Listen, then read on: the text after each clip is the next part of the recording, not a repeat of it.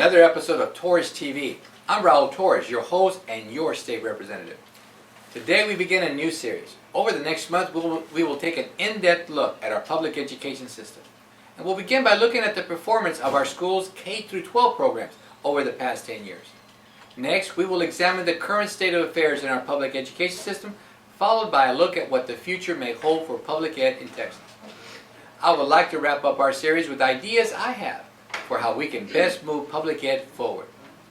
You know, since I've been active in politics, I have heard many politicians say and promise the voters that if you vote for them, they will improve public ed. Why? Because they know that's what you want to hear.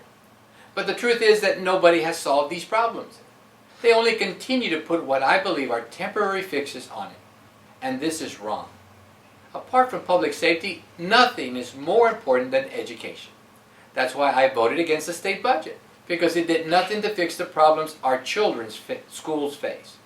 In fact, the budget again failed to provide the necessary funds to properly educate the children of South Texas.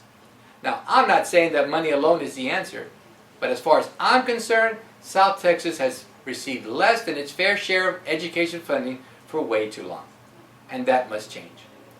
Making sure we have a 21st century educational system that will allow our students to be competitive in the global marketplace is vital to the future of our families and our entire state. Education directly impacts our children's standard of living. It is the key driver for our state's fiscal well-being.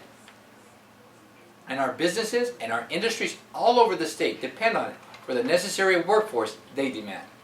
We must solve these problems facing our schools. Our children's future can't afford more empty promises. Time is critical if Texas is to remain the best place to live and work in America. And that is why I'm presenting this series on education and why I'm running for re-election.